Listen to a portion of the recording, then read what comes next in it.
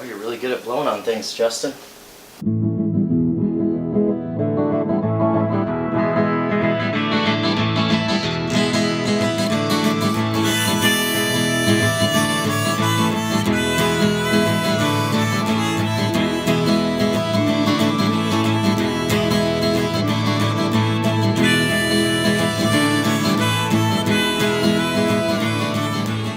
Alright guys, and welcome to another bonus episode. I'm Justin. I'm Jeff. And today, for our bonus episode, we are going to be reviewing La Lupulosa from Insurgente Cerveceria in Tijuana, Mexico. Insurgente Brewery from Tijuana, Mexico. There you Let's go. just say that. It's an American-style IPA, 7.3%, 80 IBUs. I've heard a lot about the great craft breweries going on in Tijuana, and I wanted to check them out, so we brought this today, and we're going to see how it measures up to the ones we know and love in here in the good old US of A. So, Jeff, are you ready? I'm ready. Let's do it. Let's have some beer.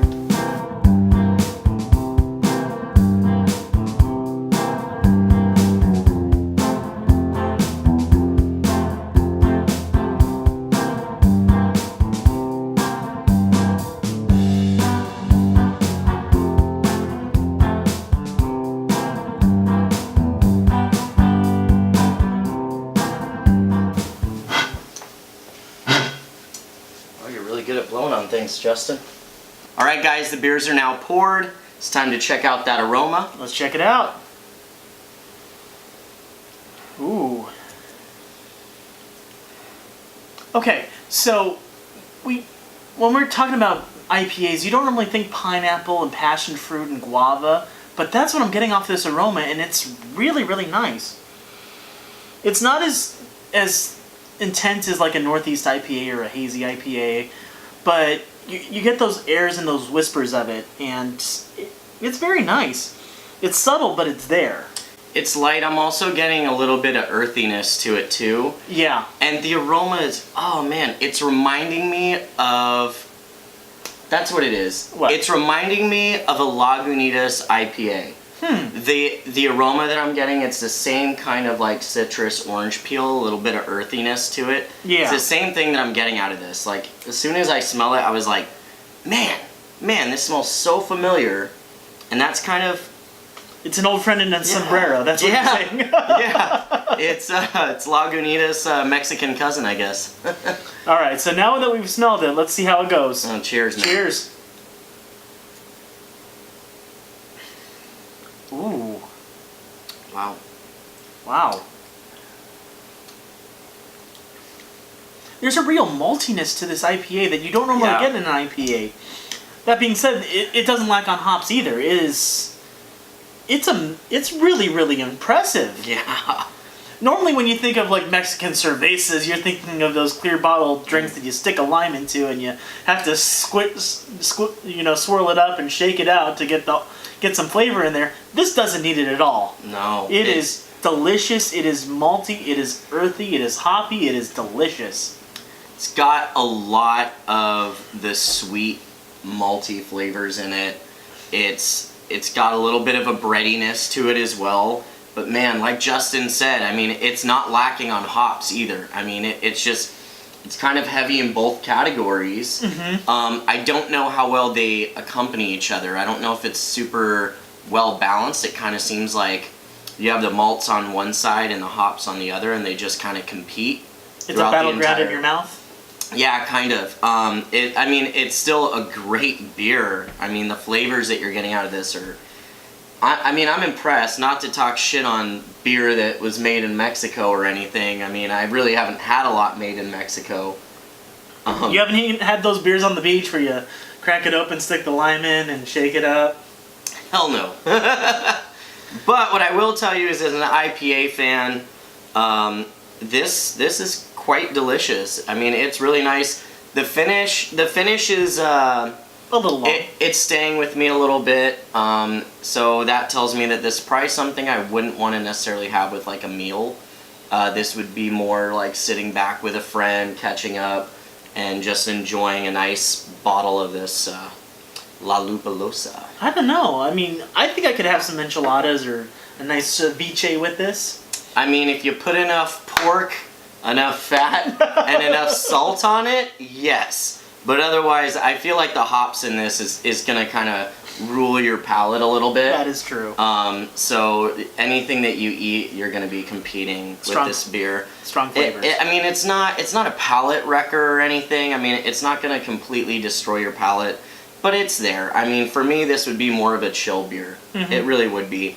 And that being said, I mean, it's still really, really good. So let's go ahead and get into scoring. All right. Justin, why don't you talk about the aroma and what you would rate it? All right, so when it comes to aroma with this beer, it's there, but it's not overly pronounced. It's not like you would get the smells from like a hazy IPA or some really, really like lush, rich stout. It's an IPA, but that being said, you're not getting a lot of like floral notes, a lot of fruity notes, a lot of earthy notes, but they're there. So I would have to give it a solid 7.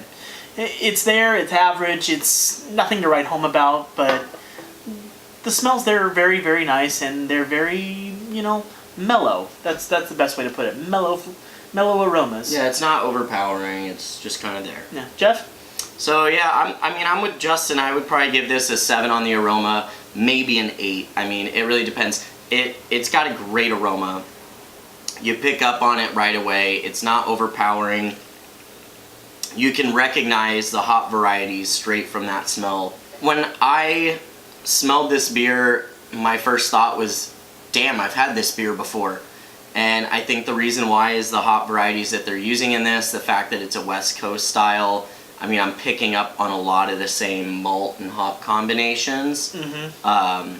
And I like familiar. I mean, it's a happy familiar, which is always a good thing, right? Yeah, it's better. It doesn't remind me of the worst beer I've ever had. It reminds me of some of my favorite beers. So in that aspect, I mean, that's why I'm kind of riding on a 7 or 8. Like you said, I mean, it's not overpowering. There's nothing extravagant about it or exquisite about it. I mean, it's good, but it's familiar, and I like that. Oh, good and familiar. That's always good. Now, taste. What do you think? Okay, so I guess I'm starting with taste. When it comes down to the taste, I'm gonna give it a 7 as well. It's got great malt flavors. It's sweet, and it's super hoppy. Apparently, La Lupulosa means the hoppy one. Oh. I don't know if you knew that. Read the side of the bottle there. There you go. Fancy that. But it definitely is a very hop forward beer. It's really representing the West Coast style IPAs very well. It's just, for me, like I mentioned earlier, it feels like the malts and the hops are kind of competing throughout the flavor. And then the finish too has a little bit more hop resonation than I would really like. Just because I like eating food with my IPAs, because it kind of fits a clean finishing IPA. It cleans your palate and you're ready for another bite. This kind of sticks with you. I feel like, it's still there. It's still in my mouth. So yeah, so I'm going to give it a 7. I'm going to give it a 7. It's still in his mouth. It's still in my mouth. All right, so Justin. For me, the flavor-wise, I have to go a little bit above that. It is very, very surprising. It is very tasty. I'm giving it an 8. And the reason why is because I want to give it higher, but like Jeff said, you're having a little bit of those competing flavors. The finish is a little too long. But at the end of the day, I have to put it up there with one of the great IPAs around here. It's not too terrible. It's not from around here. It's from Baja. Oh, that's true. I've never had like Mexican craft beer before, but this makes me really want to go and check them out, because if they're putting out stuff like this, you can only imagine what they're putting out that's only local to Tijuana. So at the end of the day, it's a solid 8, maybe even leaning towards a 9, but I'm gonna stay at an 8. Now, the most important thing: would we buy it again? And I kind of have to go, yeah. I mean, is it the ultimate IPA? No. Is it the ultimate hoppy drink? No. What it is, it's a solid beer that highlights the great craft movement in Mexico. And I know I was a little skeptical of, okay, craft beer in Mexico, ha ha ha, we're gonna build a wall. No, but it is delicious. It's amazing. And this is what people should think about when they think about Mexican beer, not those other high big brands. This is some very, very good stuff, and I can't wait to see what else they have. And this is just, it's tasty, it's bready, it's delicious, and it's a nice change of pace from like a lot of the hop-heavy IPAs that you have. So I would definitely buy it again. Jeff? So for me, I mean, you may be curious whether or not I would buy this again based on my scoring, but I'll be candid with you. I would definitely buy this one again for sure. I live in Santa Ana. It's predominantly a Hispanic neighborhood. I have a lot of friends that are Hispanic. I go to a lot of, you know, like Mexican parties and stuff like that. It's always Modelos, Coronas, Pacificos, and then I'm the white guy that shows up with the IPAs, Hey. and everybody makes fun of me. So now I have a solid West Coast style IPA straight from Mexico that I can bring to some of those parties. I mean, how about you? But I mean, I'm really impressed by it, and I think a lot of my friends would be really impressed by it too. So I feel like the next time, you know, I go to a party, this is definitely the go-to for sure. Absolutely. Yeah. So, guys, that's going to be it for this episode. I hope you really enjoyed it. If you did enjoy it, make sure you hit that like button. Make sure you share this video, and make sure you subscribe to our channel.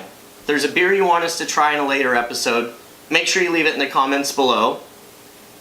And other than that, we're going to see you next time on Let's Have Some Beer. Cheers. Cheers.